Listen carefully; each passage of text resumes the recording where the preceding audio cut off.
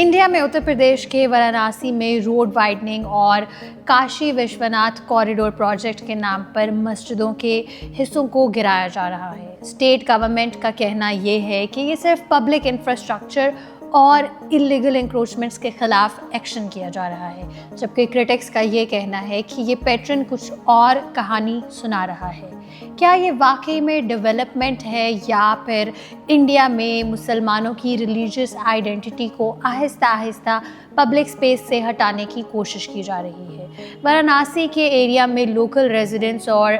मस्जिद के कमेटीज़ ने इलाहाबाद हाई कोर्ट से अपील की थी कि प्री 1947 रिलीजियस स्ट्रक्चर्स को प्लेसेस ऑफ वर्शिप एक्ट के तहत प्रोटेक्शन मिलनी चाहिए, लेकिन कोर्ट ने पिटिशन डिसमिस कर दी और ये कहा कि स्टेट पब्लिक पर्पस के लिए रिलीजियस प्रॉपर्टी को एक्वायर कर सकती है। इस फैसले के बाद अथॉरिटीज़ ने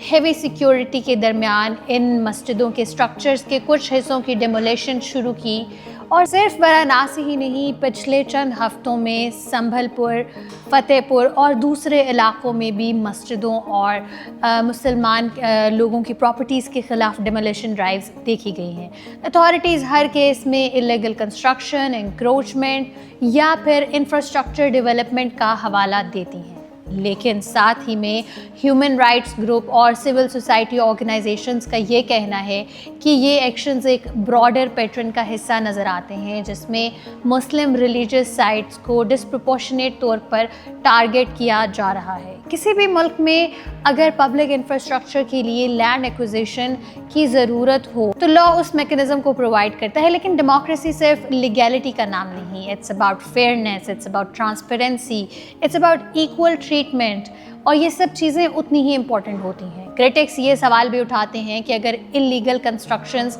तमाम कम्युनिटीज़ में मौजूद हैं तो फिर डेमोलेशन ड्राइव्स का फोकस बार बार मुस्लिम रिलीजियस स्ट्रक्चर्स पर ही क्यों नज़र आता है? क्या लॉ सबके लिए इक्वली अप्लाई हो रहा है या फिर लॉ की सिलेक्टिव इन्फोर्समेंट की जा रही है और उसके परसेप्शन को मजबूत किया जा रहा है? इंटरनेशनल ह्यूमन राइट्स ऑर्गेनाइजेशंस भी इस बात पर कंसर्न्स को एक्सप्रेस करती हैं कि इंडिया में रिलीजियस माइनॉरिटीज़ के राइट्स और प्लेसेस ऑफ वर्शिप की प्रोटेक्शन के हवाले से सीरियस सवालात जन्म ले रहे हैं।